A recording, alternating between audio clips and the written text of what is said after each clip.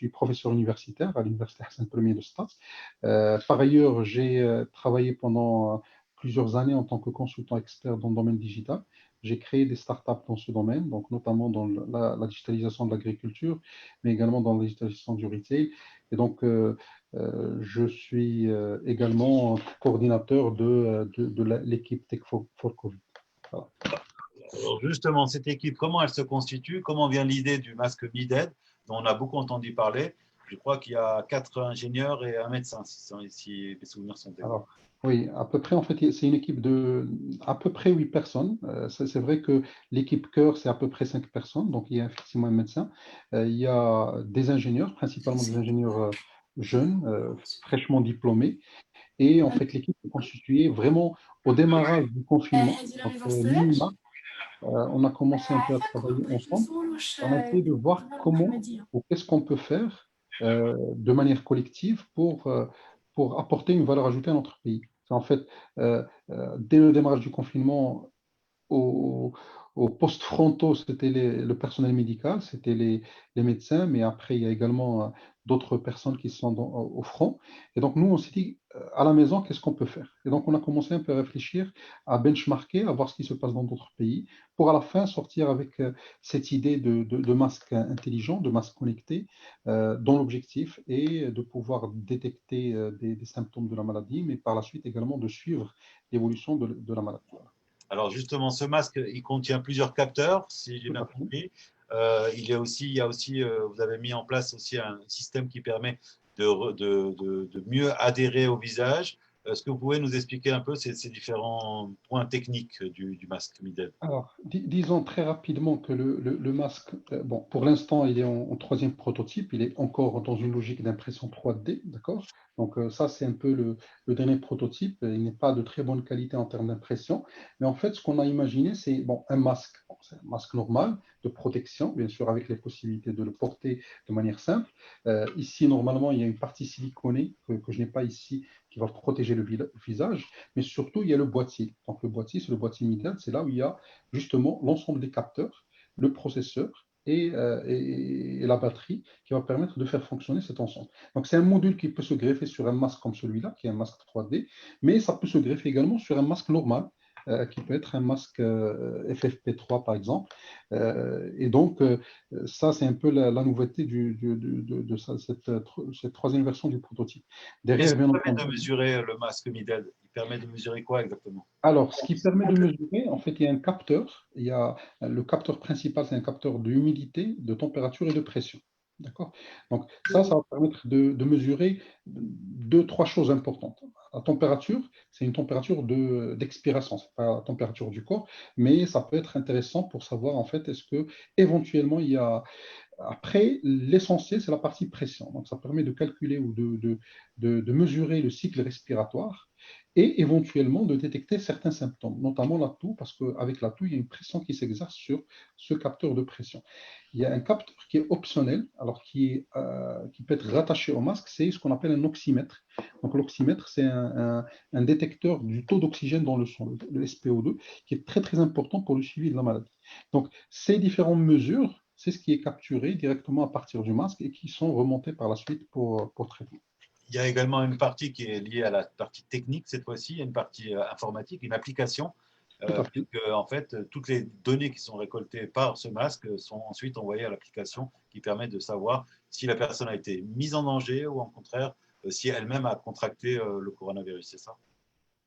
Alors, en fait, l'application, c'est en fait une application mobile, basique, dont l'intérêt est double. Alors, le premier intérêt, c'est de pouvoir capturer les informations qui remontent du masque. C'est en fait toutes les informations qu'on va remonter en termes de cycle respiratoire, de SpO2, de température, ils vont remonter, ils vont être affichés dans l'application.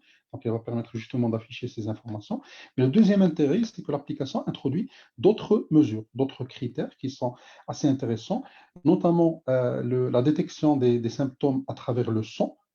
Et donc, en fait, à travers des enregistrements vocaux du patient, on peut détecter la toux. Donc, ça utilise l'intelligence artificielle derrière. Et puis également des facteurs comportementaux. C'est en fait ce que la personne, il a respecté globalement la distanciation sociale, est-ce qu'il a respecté le confinement en période de confinement, et même en période post-confinement, est-ce qu'il a respecté, parce que même post-confinement, il peut y avoir par exemple un confinement à l'intérieur de la même ville ou de la même région. Donc, est-ce qu'il a respecté ces mesures préventives?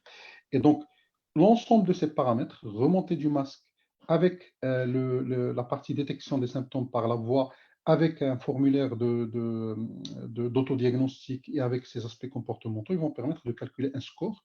Et donc, ce score-là, c'est un score ou une probabilité d'infection. Donc, ce qui permet d'orienter justement l'effort de test et d'orienter également l'effort de suivi de la propagation de la maladie.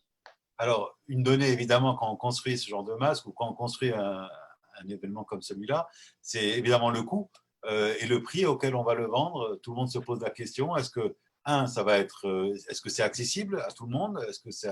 Et deuxièmement, quand c'est qu'on va pouvoir le voir venir sur le marché marocain et à quel prix? Alors, disons en fait, le masque, c'est un masque, disons, qui n'est pas nécessairement destiné à tout le monde parce que le prix n'est pas nécessairement accessible de la même manière qu'un masque normal. C'est vrai qu'il est lavable, désinfectable et réutilisable, mais toujours est-il que avec les capteurs, avec l'ensemble des composants, ça devient un peu plus cher qu'une bavette. Donc c'est tout à fait normal. Alors, je voulais juste peut-être préciser, en fait, ou je ne sais pas si je peux très rapidement un peu démontrer l'application. Bon, ça va être un peu compliqué avec. Donc, ça, c'est en fait l'application qui est déjà développée. Donc, c'est une application qui permet d'afficher, alors en temps réel, ça, c'est les données statistiques qui sont récupérées des sites officiels. Et après, en fait, on a les informations qui remontent du masque. Donc, ça, c'est des informations qui remontent du masque.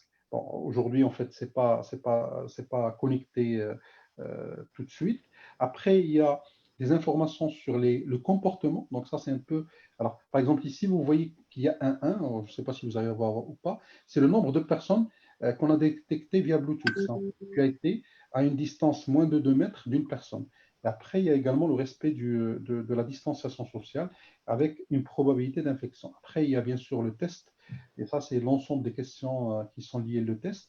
Et à la fin, en fait, il y a la partie test vocal. Bon, ce que je voulais justement dire par rapport au prix, c'est que nous, on a essayé en fait d'utiliser des composants qui sont à bas prix et qui sont disponibles sur le marché. Donc, aussi bien pour les capteurs, donc il y a un capteur qui est disponible sur le marché, également pour le processeur.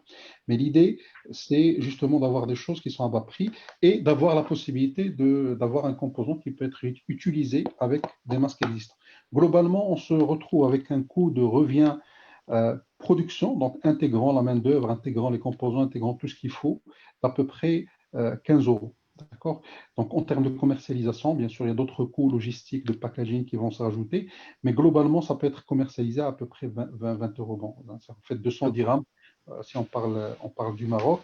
Maintenant, Je crois qu'il y a d'ailleurs sur ce point-là, notamment sur le point de la commercialisation, vous avez voulu imposer, en tout cas, des choses très claires. Vous voulez ça soit que l'industriel ou en tout cas qui vous aide ne fasse pas forcément des grands bénéfices. Vous voulez également que l'ensemble de l'application soit open source. C'était important aussi d'avoir ce côté-là aussi, c'était de ne pas être des profiteurs de guerre, entre guillemets. exactement. En fait, je crois qu'on est tous dans le même bateau et donc il faut que chacun contribue à sa manière. Je ne crois pas que faire du profit pendant ces périodes, bon, c'est normal pour certains commerces, c'est normal pour certaines industries, mais en tout cas, nous, on conçoit que le masque peut être utilisé dans d'autres maladies. Donc, il y a toujours le temps d'avoir du profit, d'avoir du gain par la suite. Mais là, pendant cette crise, donc on a effectivement imposé. Donc, aujourd'hui, on est en discussion avec des industriels. Et donc, l'idée, c'est vraiment d'avoir un minimum de gains pour l'industrie. C'est pour ça, d'ailleurs, qu'on a annoncé les prix. On ne voulait pas les annoncer au démarrage, mais c'était voulu pour ne pas tomber dans une situation conflictuelle avec les industriels. Deuxième élément, c'est l'application. Donc, l'application, elle est déjà disponible en open source. Pourquoi on l'a mise en open source? Parce que ça peut être utilisé, ou certaines fonctionnalités peuvent être utilisées même pour des applications gouvernementales qui sont en cours de développement, notamment Wikaitna. Donc, l'idée, c'est que le travail qui a été fait dans l'application peut profiter à d'autres. Et d'ailleurs, il peut y avoir d'autres personnes qui vont venir rectifier, enrichir, modifier, parce que c'est un travail qui a été fait par une équipe bénévole dans une logique volontaire. Et donc, l'objectif, c'est d'en faire profiter très rapidement et de la manière la plus généralisée nos concitoyens. Donc, on va passer évidemment aux questions peut-être des étudiants. Est-ce qu'il y a des étudiants qui souhaitent vous poser des questions? Sinon, moi je sais par ailleurs que vous n'êtes pas qu'un scientifique, vous êtes aussi un amoureux des lettres. Tout à fait. Et c'est important aussi voilà, d'avoir aussi plusieurs passions comme ça, non? Oui, oui, tout à fait. Je crois que c'est très, très important. D'ailleurs, c'est un appel que je lance pour les ingénieurs. Il faut qu'on ait également des connaissances d'autres domaines. Aujourd'hui, par exemple, les ingénieurs qui ont la capacité de naviguer dans le domaine de la médecine ont plus de compétences. Ceux qui ont la capacité de naviguer dans le domaine des lettres ou du droit ou de l'économie ont plus de compétences. Je crois que c'est très, très important de développer à côté un amour, une passion pour des choses, pour la psychologie, pour la calligraphie. Steve Jobs, quand il a réussi Apple, entre autres pour des raisons liées au fait qu'il aimait la calligraphie, qu'il a fait des cours de calligraphie, et c'est comme ça qu'il a créé les fonts qui ont fait le succès des Mac au tout démarrage. Voilà. Donc c'est très très important, et de manière indépendante, ça développe l'esprit, ça développe la raison, et ça développe la sensibilité et l'intelligence émotionnelle.